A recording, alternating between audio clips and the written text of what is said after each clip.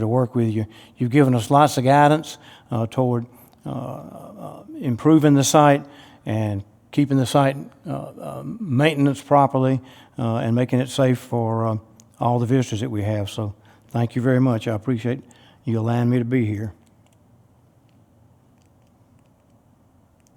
Well, my little button,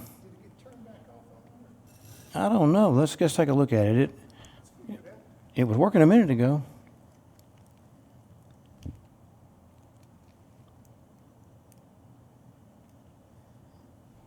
It was working fine just a minute ago, Chris. Yeah, it was. Yeah.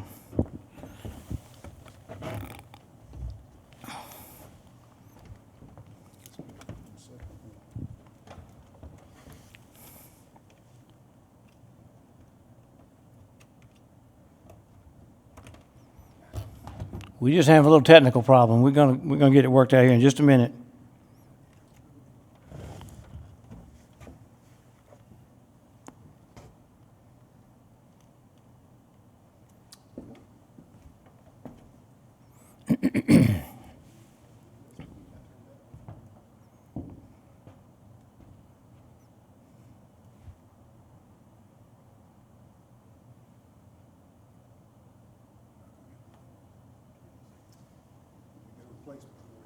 All right, we're going to be with you in just a minute.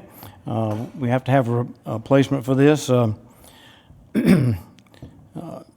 practiced on this and worked on this hard for the last few days, and so this is just part of what you have to go through to make you a little bit more tense about what you're doing and speaking to a crowd like this. But anyway, I think I can go ahead and start some if we.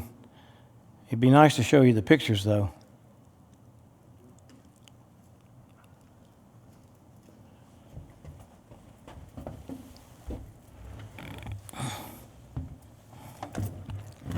Oh, all right.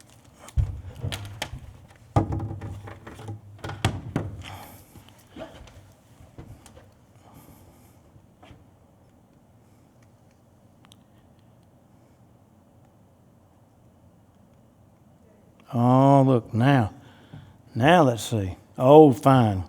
All right.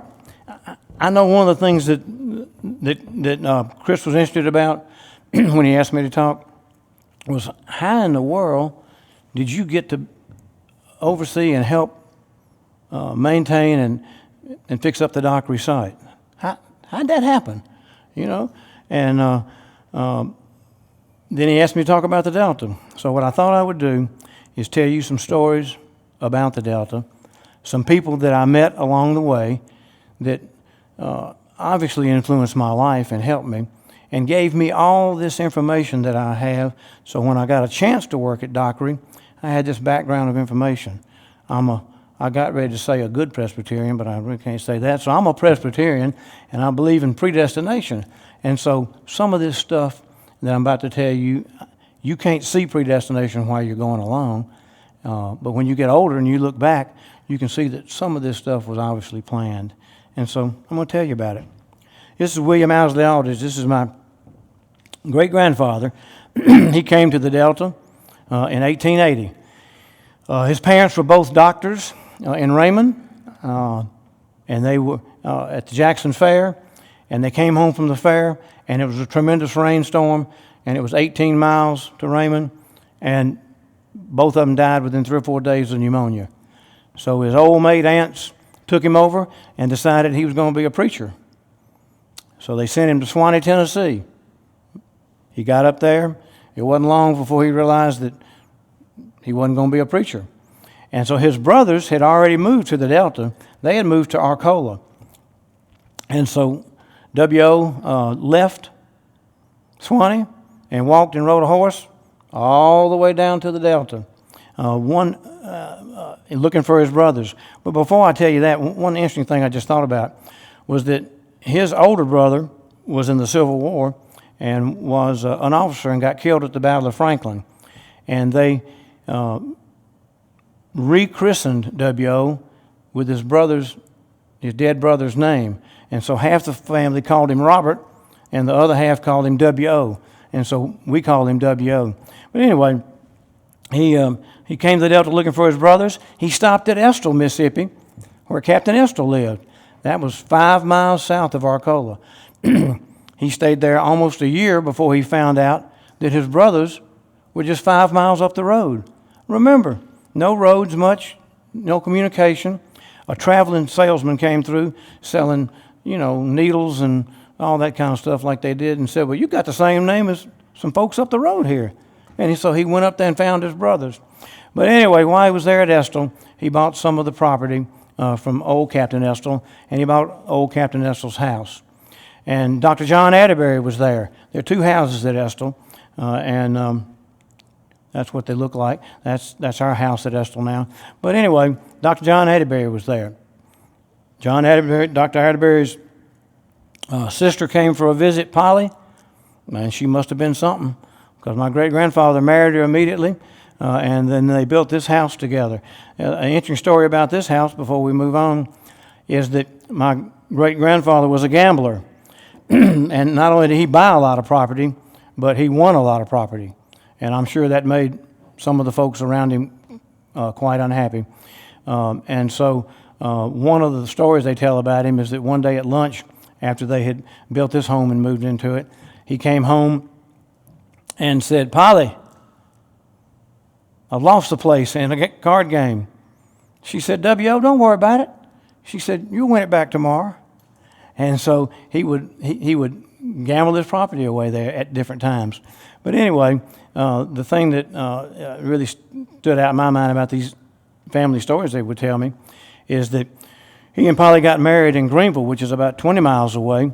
And when they rode home from the wedding on their wedding night in a buggy, some of those people that he had won their farms from had burned Captain Estill's house down for him. So he came home with his new bride to a burnt down house. And so this is the home he built there at Estill about the turn of the century. And it's still in the family. That's my grandfather. That was his youngest son. He got the family place because my great-grandfather had 4 children and gave farms to each of those 4 children. So he had a fairly large amount of property, gave each child a home. The home place went to my grandfather because he was the youngest. I'm going to tell you something about this. Is Mark Humphreys. He worked there on the place. I don't have a picture of the gentleman I'm about to talk to you about. I wish I did. But I told you that there were people in my life that influenced me greatly. And as a 10-year-old child, my father died, and we moved to Estill for my mother and my 2 brothers to recuperate a little bit. And I was angry and unhappy and probably, fairly aggressive about the fact that I'd lost him. So what I did was I just stayed out in the yard at Estill. Remember? Go back this way. No, wait a minute. Go back this way. There. I stayed out in the yard. There were 10 or 12 acres around this house, and I would just stay out in the yard all day long. I wouldn't come in for lunch. They had a hard time controlling me. And so my grandfather came to me and said, look, Bill, he said, if you will go out and shoot blackbirds out of the garden, I'll pay you 5 cents a bird for you to shoot them. That gave me something to do. Well, I took it to heart. And so I got my little Daisy air rifle. I started to go shoot birds. Well, out in the yard was way up in his 90s, 96, 97, 98, lad baby who worked in the yard there at Estill. He always told me, he says, I was born a slave, Mr. Bill. And I thought, if he's 98 in 1958, he probably was. He said, I've been a free man all my life. And I started talking to him and visiting with him. And even at the age of 10, I realized that here was somebody from a different age and a different era. And Mark worked in the yard too and helped out too. And I have a picture of Mark. But anyway, lad baby and I just got to be best friends. And he said, I'll tell you, Mr. Bill, how you kill more birds. I said, how? He said, you build yourself some little forts and hide in there, and you take some corn and throw it out there, and the blackbirds will come, you can shoot more birds. And he said, also, you can make some birds. I said, what do you mean? He said, well, you can make some birds. And so this was in the attic at Estill when I went back from college, and there's one of the little blackbird decoys that we made. Had real wings in it, and he would wrap the string around it for me, and we would bend wire and put over it. Here's one that we never finished. It's just a little, part of that. Also, he showed me how to take the dead birds and stick a little forked stick in their neck, stick them up in the ground, and then he taught me how to sit still. Shoot the birds and sit still, Mr. Bill, because if you jump out there, they'll fly off and won't come back. And so I'd shoot them, they'd fly up, and they'd come back. And I'd shoot another one, they'd fly up, and they'd come back. And so he was a real inspiration to me. And one of the things he did was that he hid treasures all over Estill for me. Here's one of them right here. It was in this box that I found when I came home from Ole Miss one time. I'd forgotten I got it. It'd be a bottle top, or it'd be a nickel, or a dime, or a piece of broken glass, but he hid them in the bushes all over Estill. Wherever I played, I'd find these things. And now my wife and I had these in our woods next to Dockery for our grandchildren. But anyway, one time he and I were sitting there bird hunting together, and I asked him, I said, why you help me so much? He said, well, Mr. Bill, he said, I think of you as one of my children. He said, all my children are dead and gone. He said, they done all grown up and died. He said, I'm the only one left. He said, so I just think of you as one of mine. And I thought, goodness, here's an old black man from a different era, from even before the turn of the century, that cared about me. And so that helped me. So now, here comes, as Paul Harvey says, some of the rest of the story, and then we'll go on about Dockery. He didn't have any teeth, and he talked to me like this and had no teeth, and he had to gum all his food down. And he said, what I really miss is I miss some soft meat. And I said, you miss soft meat? He said, yeah, soft, I said, what can I do? He said, well, you shoot so many birds. He said, if you just bring me a few robins every morning, about daylight when I get up, I can cook them and eat them. I said, my grandfather would whip the absolute out of me if he knew I was shooting his robins, because he told me, don't shoot any songbirds. So anyway, he was lad baby. So what could I do? I shot him 3 robins every day. They had, on the back porch at Estill, there were giant freezers where they froze all the produce that they grew in the garden, a couple of refrigerators. I wrapped the birds up in a paper sack where nobody could see what they were, stick them in the refrigerator if I went to bed at night. Next morning, get up, run next door to where Lab Baby lived. He lived, the wash lady at Estill had a kind of a lean-to on the side of her house, and he lived in that lean-to. It was rough. But anyway, I'd go over there, and he had a little wood-burning stove. I'd go in there every morning. He'd pluck the birds. He and I'd visit. He told me all kinds of stories about everything. He'd take a Folgers coffee can like that, all right, fill it up about halfway full of water, put those dressed birds in there. He always had an onion. He'd cut it in about 6 pieces, but where it wouldn't fall apart. He'd put the onion in on top of the birds, salt and pepper, set it on the fire,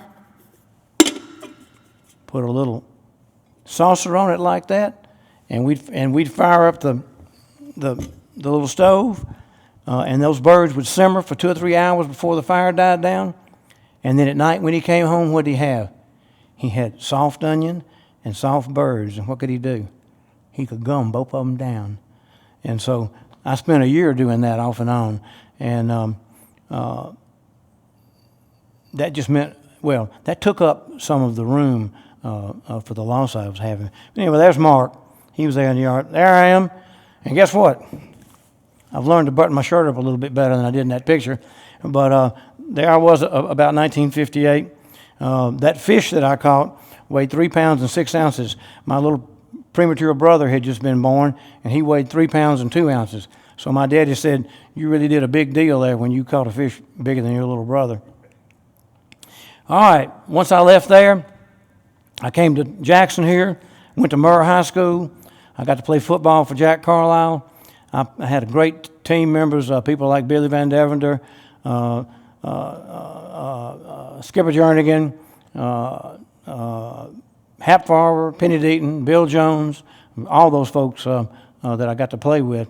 And if I hadn't played football here in Jackson and been on the Coach Carl Island with that team, a lot of the different opportunities that have come to me, I don't think I would have been able to do much with, because I know it's simple, but one of the things he taught me was when the going gets tough, the tough get going, and I've always remembered that. And we've had lots of rough and things have happened, and that was something that he instilled in all of us. And then I went to Ole Miss, and my college roommate was Paul Moak, and I would have never gotten through business school without Paul. I flunked out the first semester, and he got ahead of me, so then I just followed him the rest of the way through, and meant a lot to me. But here's what happened. Boy, Ole Miss will skin me for saying this, won't they? I got a semi-education at Ole Miss, but what I got from Marion Randolph Hall was irreplaceable. He was the Oxford blacksmith, and I found him. Here's another old man from another generation that told me all sorts of stories about what life was like when he was a child and all the different circumstances he had to come up through. And so he and I got to be buddies, and I worked for him for 6 years there at Oxford. I have to tell you one quick story about him, and then we'll move on. I went to see him after I graduated, got the job at Delta State. I went back to see him one Saturday afternoon, pulled up. He was in overalls, pressed, clean, shiny, brand new overalls, brand new white shirt underneath it, hair slicked back. I had never seen him like that before. I pulled up, got out of the car, and I said, "How you doing?" He said, "I'm doing fine." And I said, "Well, you sure look good." And he said, "I do. Come on." He showed me his garden and all that. He had a beautiful lawn full of really pretty grass, and over on the side were 4 metal folding chairs, you know, the kind of bend a little bit, and he had 4 of them over there. He walked me over there, and he said, "You see them chairs, don't you, Billy?" I said, "Now you call me Billy." I said, "Yes, sir. I see those." He said, "You see that wore-out grass under there? Under each chair there was wore-out grass, bare dirt." And I said, "Yes, sir, I see that." He put his arm on me and pulled me over very closer. He said, "Billy, that's widow women." I said, "Widow women? What do you mean, Mr. Hall?" He said, "Oh, Billy," he said, "on Saturday afternoon in a little while," he said, "they're going to be 3 or 4, his wife, he had worn out 2 wives. The second one was dead, and so he was alone. He said, "These widow women are going to come over here in a little while," and he said, "they're going to sit over here." And he said, "When I sit and talk to them, it makes them nervous, Billy, and they rub their feet back and forth, and they're wearing out the grass." And I thought, jeepers, creepers. One other thing about him, and then we'll go on. I was looking at him one day. You can let me show you some of the pictures of him. There's a pencil drawing I did of him back in the 70s. I wrote a book about him called The Red Pony, and he and I were sharing it there. We rebuilt buggies together, and that's one of them we'd fixed. And here he is looking. Here he is looking out, and I was looking close to him, just like I'm looking right now at him, and I was marveling at the wrinkles in his face and all the soot and all the different parts from being a blacksmith stuck on him. And he kind of caught me looking at him, and he said, "Billy, I see you looking at me." He said, "You think you're just looking at an old man." He said, "But I'm really only 18 on the inside." And so now as I've gotten old, I remember that. All right, now, so I went to Ole Miss and got prepared by spending time with Mr. Hall. Lad Baby taught me a bunch of stuff. Jack Carlisle taught me a bunch of stuff. And I had all these things that were in me that I had learned. And when I moved to Dockery, I had a horse. And so Dockery was the only place that had a pasture. So I went out there and asked Richard Cummins, who ran the place for the Dockerys, could I keep a horse out there? And they said yes. Well, then I began to learn about Dockery. And so I'm going to tell you about the parts of Dockery that I think that you would find interesting. And this is Mr. Will Dockery. He came to Dockery in 1888. My great-grandfather came to Estill in 1880. So they came about the same time. And both of them came with the same thing in their heart. Something from nothing. Something from nothing. There was a little bit of cleared farmland at Estill, but at Dockery there was no cleared farmland. It was an alluvial floodplain swamp. Giant trees, virgin trees, mosquitoes, cane thickets so thick you couldn't ride a horse through. And he came to Cleveland, and I'm just going to read you his words here. I rode a horseback from Hernando in Cleveland in 1888. Took me 3 days, no roads or bridges anywhere. I simply made my way from one swamp to another. And then what did he do when he got to Cleveland? I bought a lot across from where the new post office is now and built a wooden store. And I expected to get rich. It was quite a delusion. All right, so here, he comes here to to Cleveland. His father and mother had run a large dry goods store in Hernando, very successful. His mother had given him $1,000 the day before he left and said, "Son, that's the best I can do for you.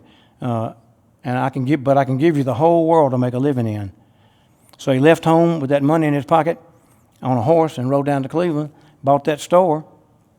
And obviously he realized that he wasn't going to make his dreams come true selling blue jeans and underwear. It wasn't going to happen. But all this alluvial floodplain land was out there.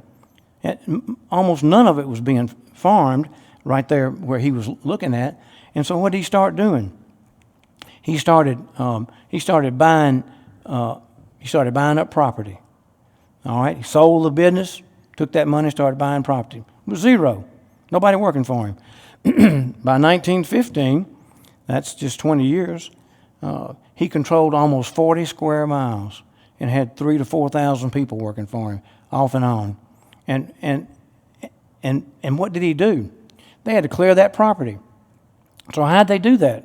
They didn't have chainsaws or bulldozers or anything. What did they do? They had a mule, a match, and a man, and that's all they had. And so what did he do? He decided that the best way to get the best labor was to offer the most money. Can you believe it? In a place as tough as the Delta. And so he offered 50 cents a day. And I know we all look at that and think, oh, that's nothing. Well, you have to be back in that time to realize that 50 cents a day was way better than 30 cents a day or 40 cents a day. So he offered 50 cents a day. That was 10 cents more than anybody else offered. That meant on Saturday when you got paid, you got an extra day's pay. If you were working next door, working for him, you got an extra day's pay. So he had all those people come. And what did they do? They had to clear the property. They cut all the giant virgin trees they could sell for timber, the big ones. That's all you could sell for timber back then. All the trees that we have around us today would have been a trash tree because they had knots in them, and you couldn't sell knotty lumber at the turn of the century. So they cut down the virgin timber, the big ones, but then that left thousands and thousands of trash trees all over the whole place. So he would send them in with a hatchet or an axe, and they would belt each tree. They'd take a hatchet, chop around, and cut a little belt around it till you could see the cambium layer showing. The tree would die. Then the sunlight would reach the ground. Well, he had to make a profit immediately. He couldn't buy property and just let it sit fallow. So they would go to that woods, and they would call it a deadening. We have a deadening on our place at Estill. There'd be giant trees standing. All the leaves would be dead, and the mules could go between the trees and plant cotton. And so then after they harvested the cotton, that first winter storm would come. The trees would die. The limbs would fall down. The people would go back and stack up the limbs against the trunk of the tree and set it on fire. They said in 1915, you couldn't sleep in Cleveland in the summertime because they didn't have air conditioning, had the windows up.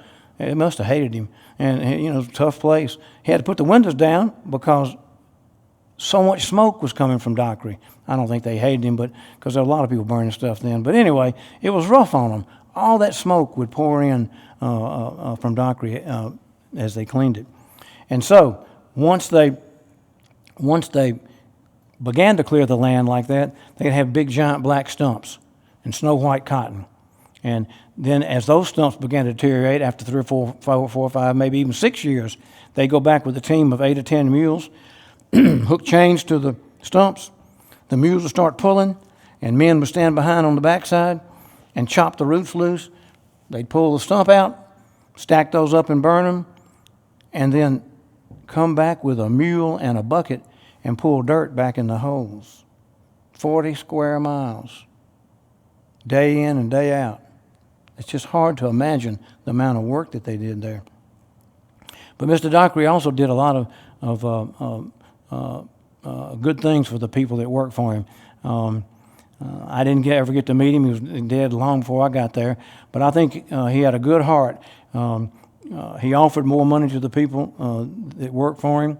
He had a very inexpensive insurance policy that they could be buried. He realized that people were taking advantage of him when they needed to be buried. He had a free doctor's office there, so people on the place wouldn't have to walk 4 or 5 miles to Cleveland or Ruleville in the summertime with a sick baby and have that sick child die on the way in 100-degree heat.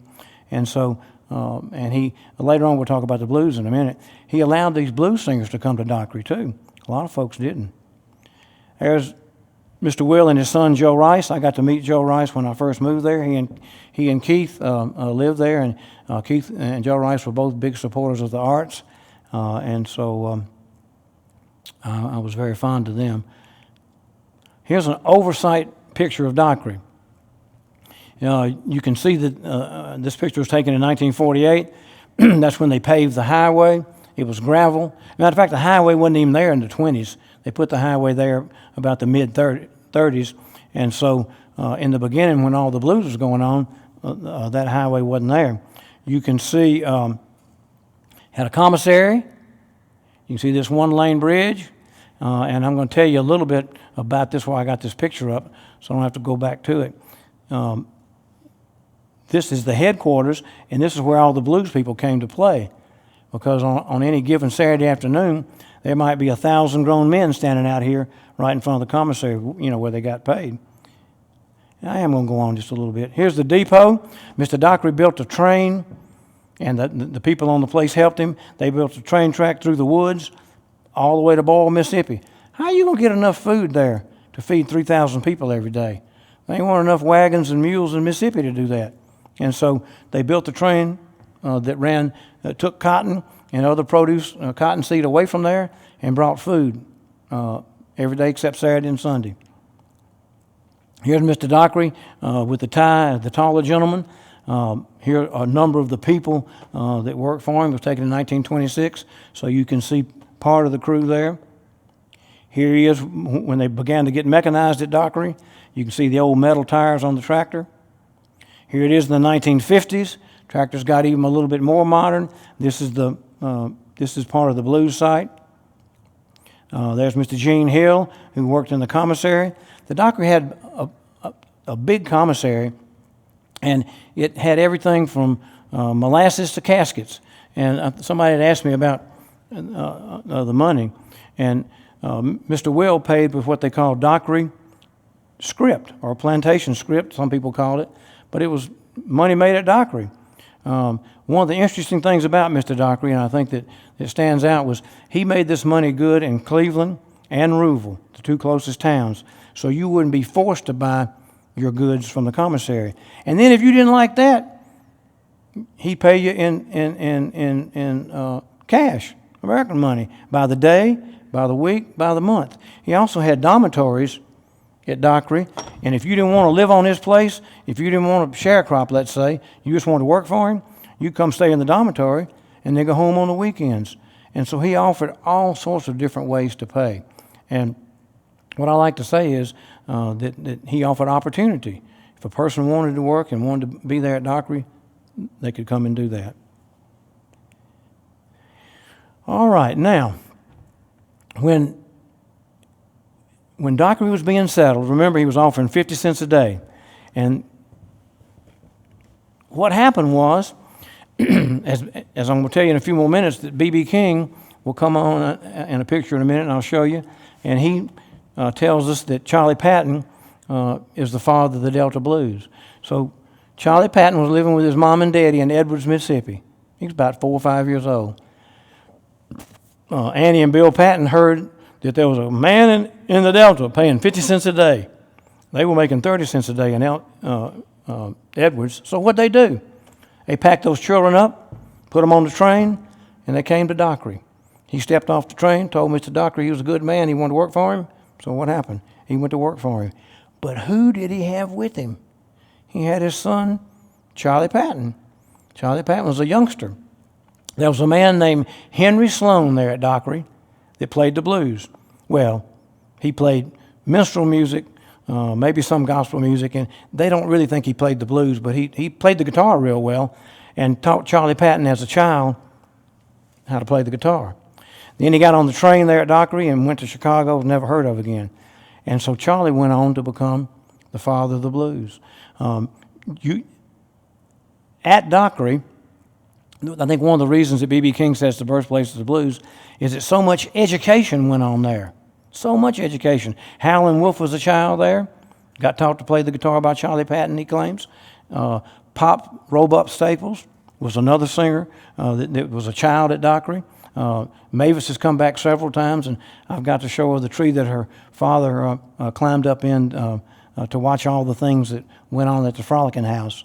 Let's go back, and I'm going to show you something just a second. There you go. Whoop. Wait a minute.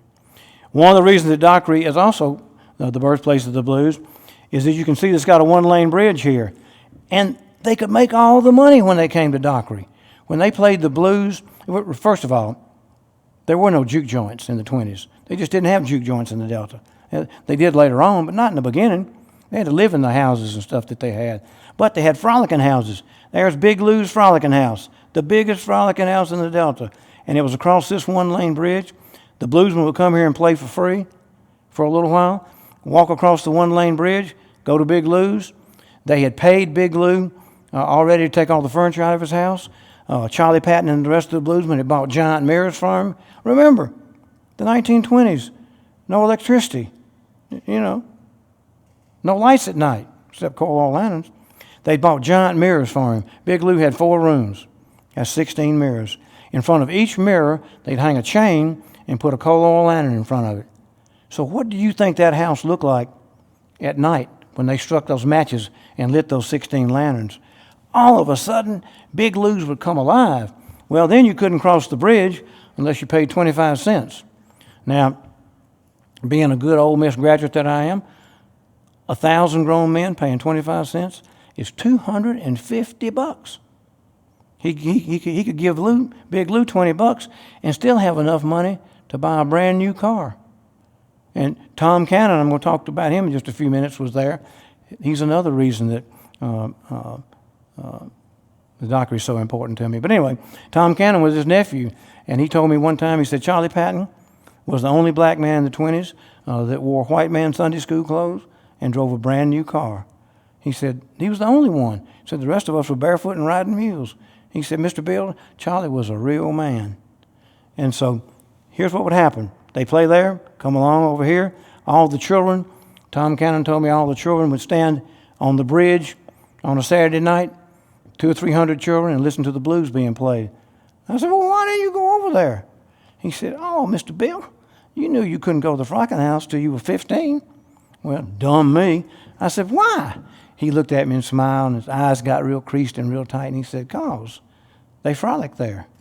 I said, oh, okay, all right.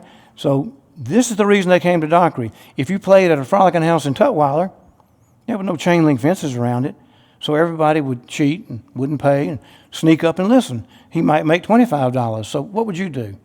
$250 or $25? That's why all the bluesmen came to Dockery to play, and that's one of the reasons I think B.B. King says it's the birthplace of the blues. All right, there's Charley. Now, isn't it interesting? This is the only known picture of Charley Patton. Isn't it interesting the way he's playing the guitar? Got it on his lap like that. Well, guess what? Oh, the Hawaiians. The Hawaiians came to Dockery and Ruleville and all over the Delta. See, some of y'all didn't know that. In the 1880s and played on up until past the 1900s. And what did Charley see? He saw them playing the blues. And look here, what they bring with them. This is the Hawaiian Quintet, and that's Kikuku. Well, guess what Kikuku did? Kikuku was the first Hawaiian to take a knife.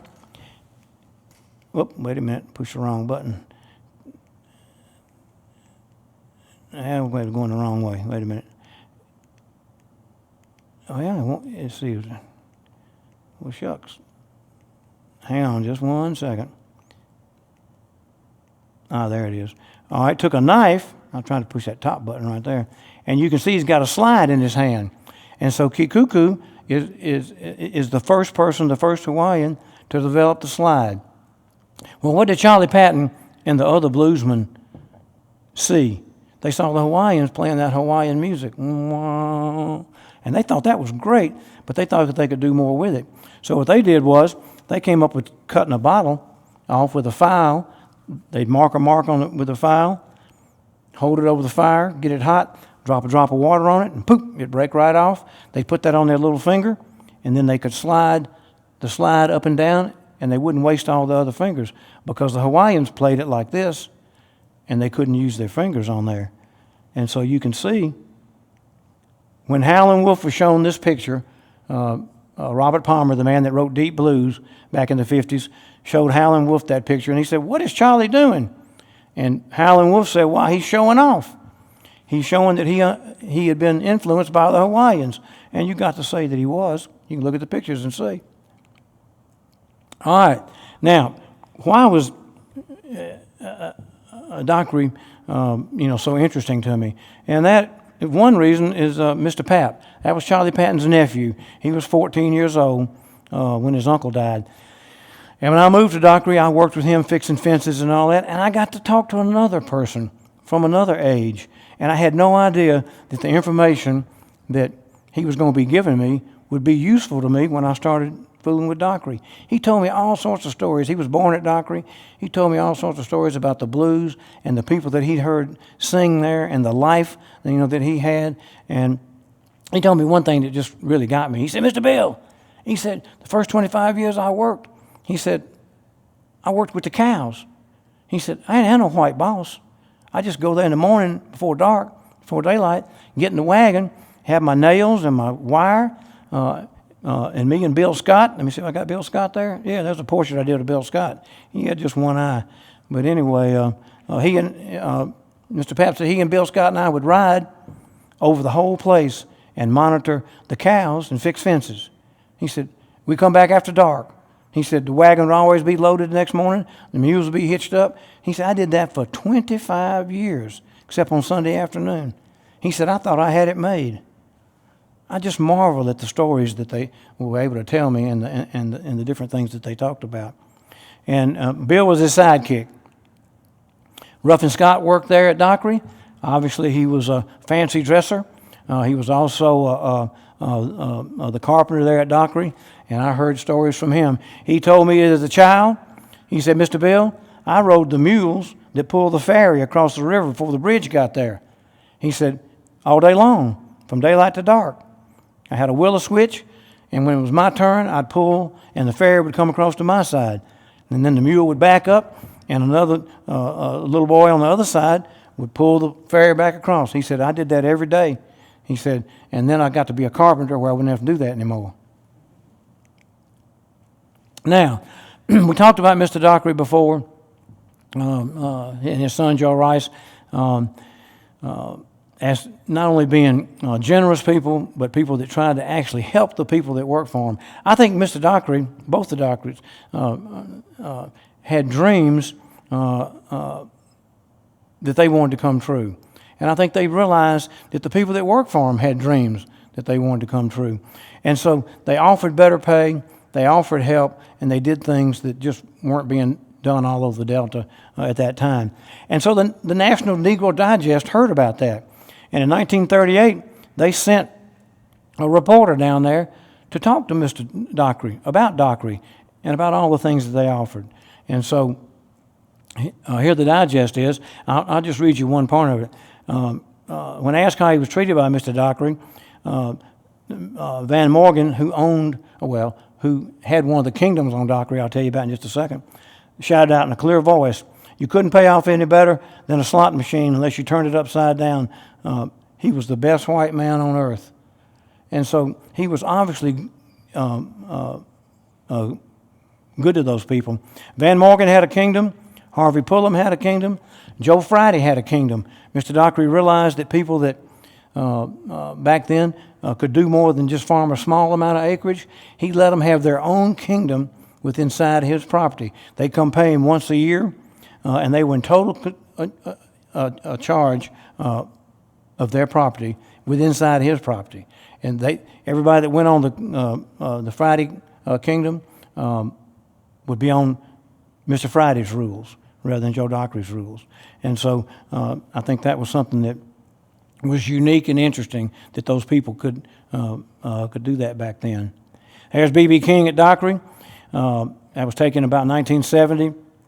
He did a film for the BBC, and he tells you that if you have to pick one place, you might as well pick Dockery for the birthplace of the blues, and that Charley Patton was the father of the Delta blues. And so not only was he influenced by them, but he was very much aware of all the influence that came from Dockery. Now, the foundation came along about 15 years ago, the Dockery Farms Foundation, and they realized that we were having so many visitors from Europe and from across our country that the site needed maintaining. It needed to be made safe for all these people that were coming. And so I lived next door, and I was working at Delta State at the time, and they asked me would I help? And I said, I'd be happy to. I love restoration. I love building, and I told them I thought I could really help with that part of it. And so here you see the Dockery Seed House. It's on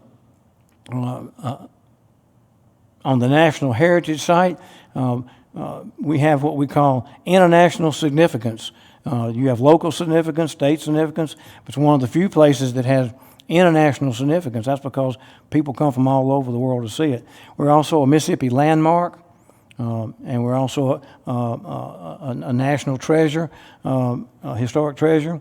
And the Seed House is the site where they stored the seed when they took it out of the cotton, and it's also the site that most people, if you look on the websites and type in the blues, it'll come up over more than 350 websites worldwide. There's a mule watering trough. A lot of people got baptized in that. They first baptized in the Sunflower River, and it was full of alligators, and they soon realized it wouldn't be before long somebody might get to meet God on the same day they got baptized. And so that obviously was a frightful experience. So they baptized, it had clear artesian running water in it. Hundreds of people came from all around to be baptized there. There's the Dockery gin that the Dockerys, when they quit gin and cotton, I think my grandfather sold all our equipment out of our gin. Mr. Dockery just left it there, I'm assuming thinking he was going to gin again the next year. Well, he didn't. And so the gin equipment is still there, and we've refurbished it. It won't run, but we've refurbished it, and you can go through the gin and see what a 1920 gin looks like, completely redone. The Delta National Heritage Area helped us with funding for that, and we were able to fix that. As the Dockery Service Station, and one of the things that I think a lot of people just don't have any concept of is this is just a sign-in sheet that I pulled out of there. You notice there's somebody from Jackson, Mississippi, from Spain, from Kansas City, from England, from the Netherlands, from Switzerland, from Germany, from Japan, from Tokyo. Every day, people come from all over the world to see the Dockery Blues site. One day I pulled it out, just the other day, right before the virus hit, and there was somebody from Russia, Iceland, and Guatemala.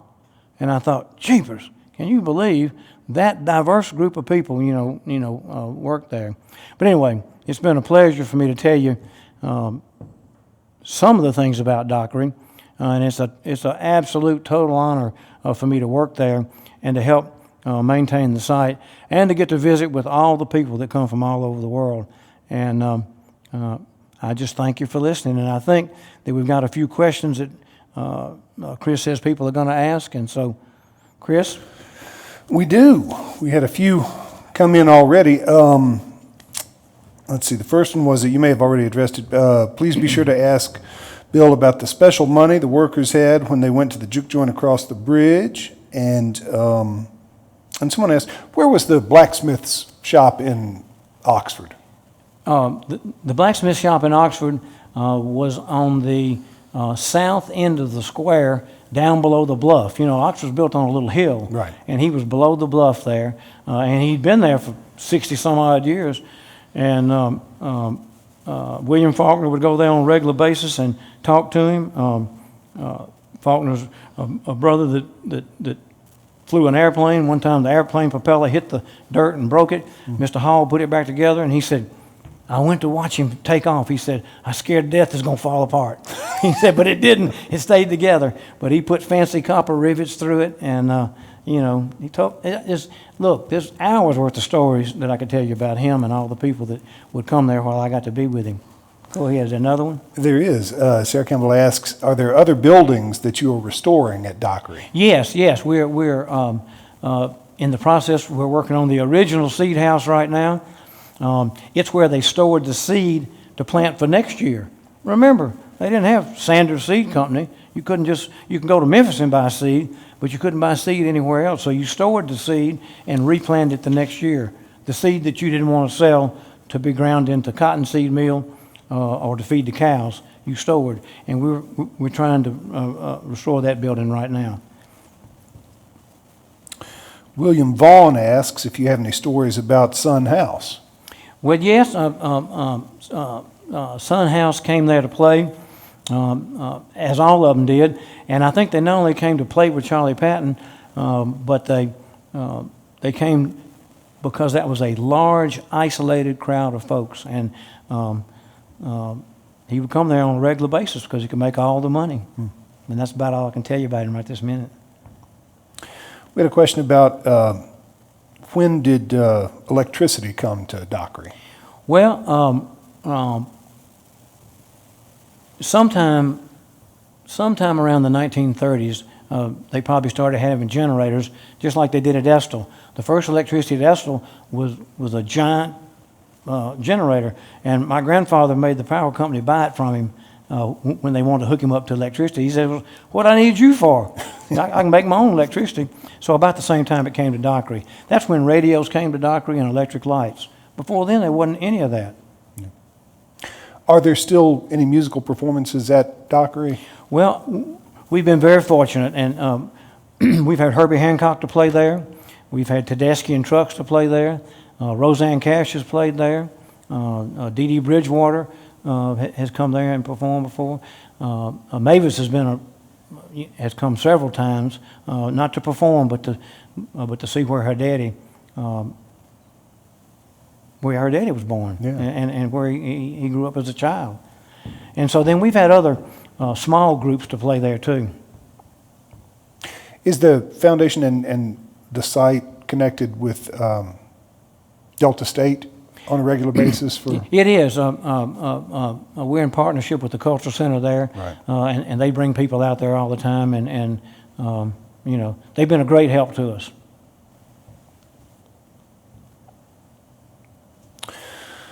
Susan Marquez had also said, please ask Bill about his turkey calls and painting. She says, you're an amazing artist, and she went to one of your shows here in Jackson last year and was blown away. Well, we'll tell her thank you. I've been very fortunate, and since you asked about that, you can hear it. This is a turkey trumpet.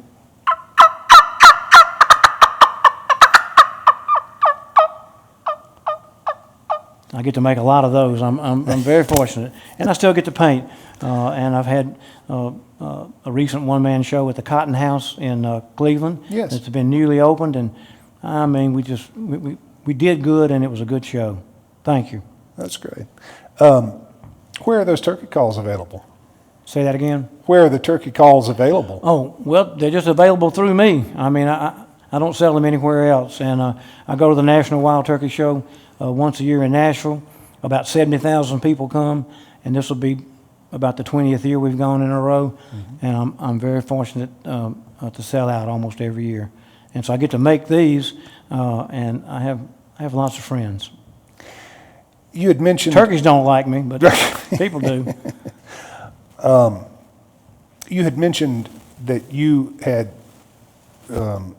restored some carts and the like. with the blacksmith in Yeah, Oxford. yeah.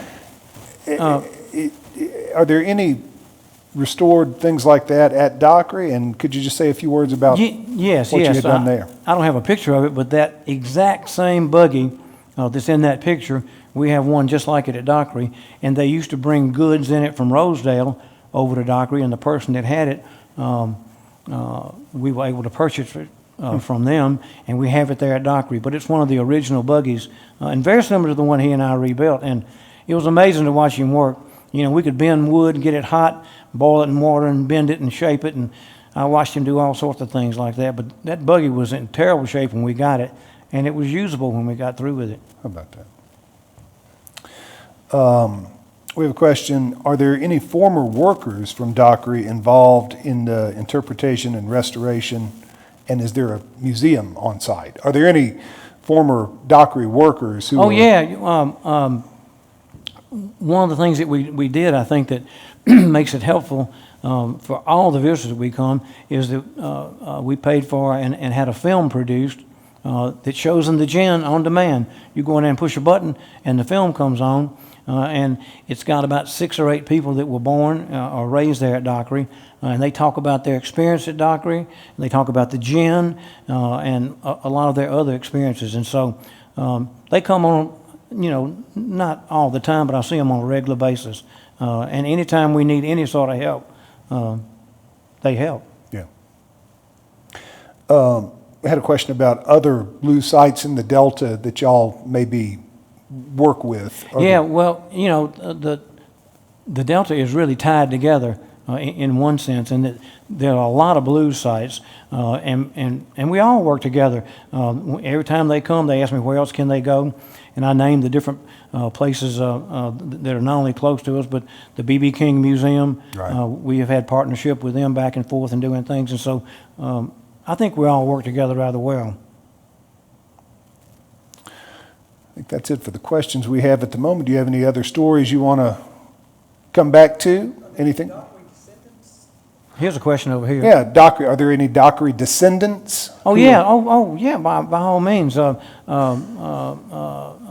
Keith and Joe Rice had 3 daughters, and they're all still very much alive. And one of them's at Dockery right now visiting, and their children are scattered around all over the world. Yeah. And so they still they rent the farmland out, but they still farm it, and so they still run Dockery. The Dockery family still runs Dockery. How many acres are in cultivation? Do you know?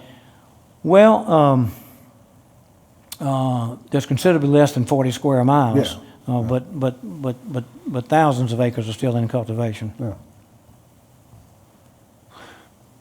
You want to say anything to wrap up? Anything you didn't have a chance? We've got a couple of minutes if you want to take advantage of it. Well, I mainly just want to thank you for allowing me to talk about the Delta.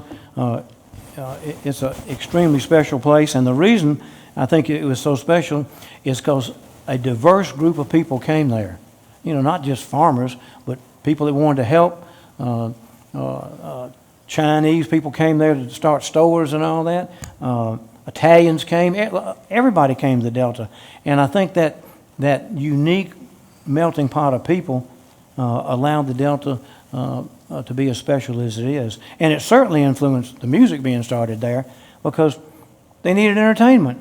They needed some kind of entertainment. Didn't have radios, didn't have TVs, didn't have any of that stuff. And so this music that inspired all the rest of the music that we know today came right there from Dockery.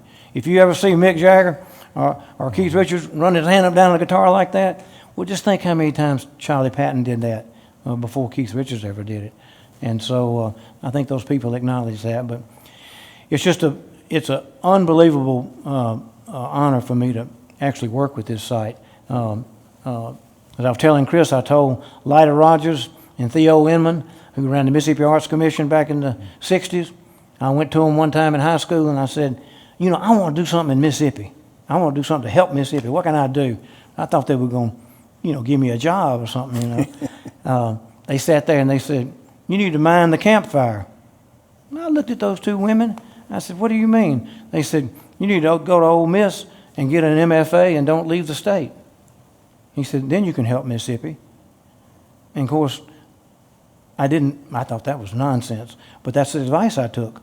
And now, through all these people that influenced me all my life, I'm getting to help restore and maintain a site that is important to so many people around the world. So many people I see. It's just, you know, I'm uplifted every time I get to see a group from Australia or from Rosedale, Mississippi, Right. or from Canada, or from wherever they come.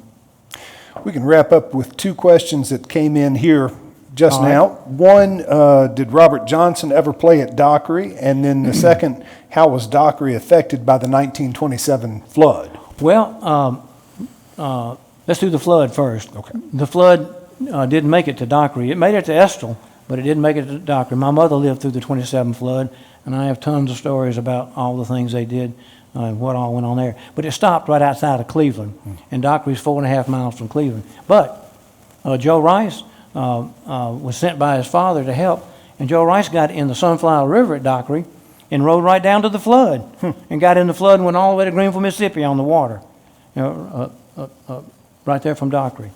And so, it just wasn't affected like some other places were. And you said Robert Johnson. Oh, yeah. Robert Johnson came to Dockery many times to make all that money. He played with Willie Brown and Charley Patton. And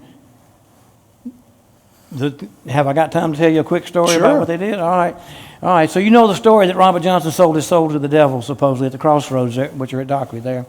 And I've often been down there, and I can't play the guitar, but if you read Robert Palmer's book, you can find out what really happened.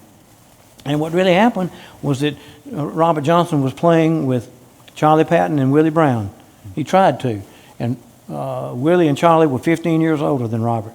So they had a great deal of experience, and he didn't have any. And he tried to keep up with them, and they, probably said something ugly to him.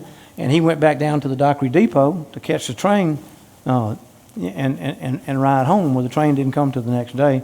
And so supposedly he walked down to the Dockery crossroads and sold his soul to the devil. But Howlin' Wolf told us what he really did. He got on the train, rode down to Hazelhurst, got off on the depot. He was about 25. There was a 50-year-old woman standing there. She must have looked mighty good, because he married her right there on the depot. And he stayed there a year, got to playing. Ike Zimmerman, a minstrel player from New York, had come there to visit, and he said, "Play for me." Robert played for him. He said, "Do it again." Robert did it again. He said, "You didn't do it the same way twice." He said, "Well, I can't read and write. How am I supposed to?" They said, "And besides that, you played for 8 minutes." He said, "Don't you know recordings only last 3 minutes?" So what did Robert Johnson do? He stayed in Hazelhurst for a year, got tired of that woman, divorced her, got back on the train, came back to Dockery, stepped off. He could play everything in his repertoire perfectly in 3 minutes. So what did Eric Clapton do? Fell in love with him, because he took the organic blues that people would play fast, slow, long, whatever, and he boiled it down and made it a tighter form of the blues. And so he actually changed the blues by making it less organic and tightened it up, as they say.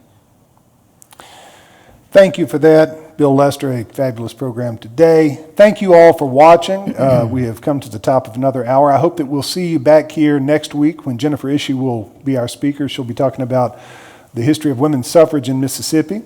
But that's it for today. Thank you again, Bill. This was fabulous. Thank you. Was it all